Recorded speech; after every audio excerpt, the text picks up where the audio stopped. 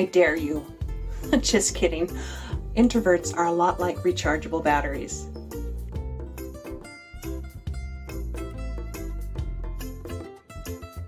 Joy Lab. Hello everyone, I'm Tanya Lehman, the Speaking Confidence Coach. I help introverts communicate with confidence without changing your introvert nature so you can thrive in leadership, in relationships, and the workplace. Today we're starting part one of a two-part series called Tricks Introverts Use to Fool You. But here's the truth. Most of the time we're not fooling you, says an introvert. We're trying to convince ourselves that we can and should act like extroverts. We've learned that being outgoing is rewarded. So we push, we perform, we overextend. And then we wonder why we're exhausted.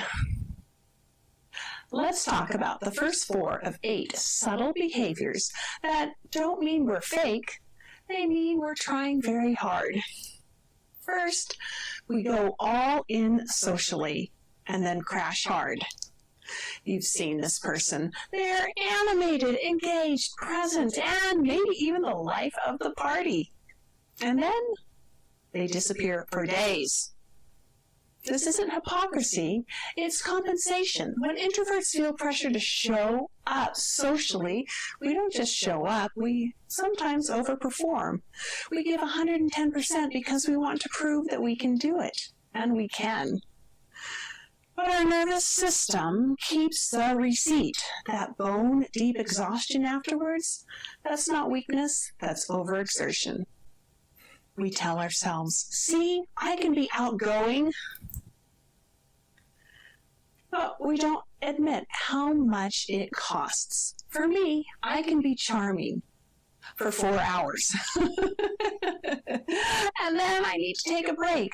Conferences, I look at the schedule ahead of time and plan when to go outside and recharge. Retreats, I actually avoid these as much as possible. I just can't be on for the entire weekend.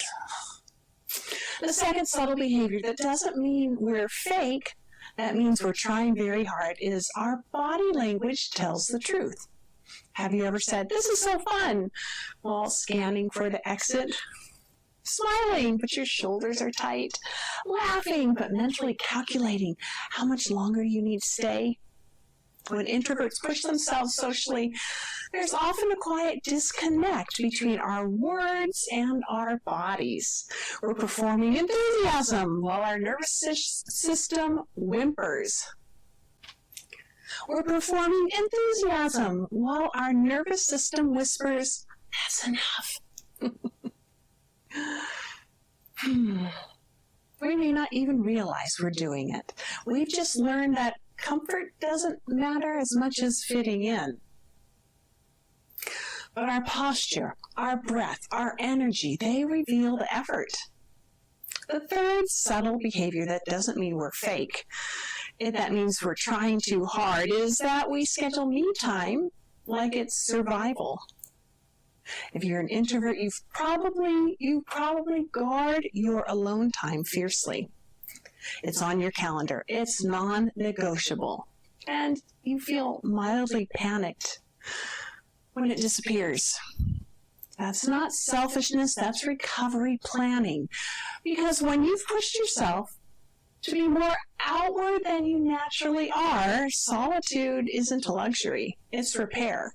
And the tricky part, instead of asking, why am I structuring my life around recovery, we tell ourselves, this is just what adulthood is.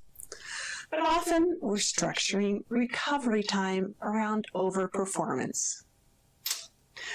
Before I share the fourth behavior, please take a moment to click like and subscribe. It helps more quiet professionals find their voice by finding my YouTube videos. And if what I'm describing feels familiar, look below for more resources. Let's work together. Because becoming an introvert who can confidently speak up is the most effective way to build stronger relationships, earn respect at work, and share your ideas where they matter most. The fourth subtle behavior that doesn't mean we're fake, it means we're just trying very hard, is we talk about our social battery like it's science. My social battery is at 30%. I need to recharge, or I can't do that, I'm drained. Introverts who push themselves too far become extremely good at measuring their depletion. We can predict burnout with startling accuracy. But here's the deeper truth. We've learned to monitor our battery because we kept ignoring it.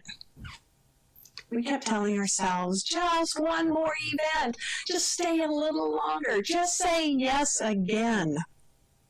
And eventually we had to start tracking our limits because we've crossed them too many times.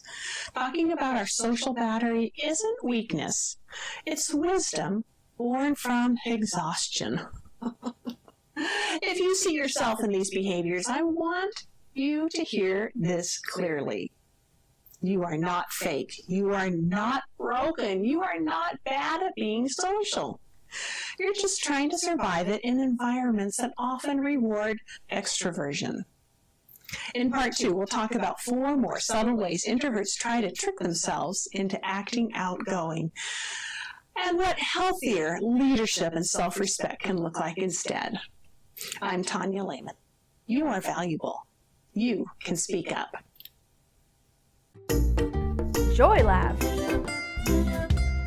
Learning done right. Learn more with Joy Lab.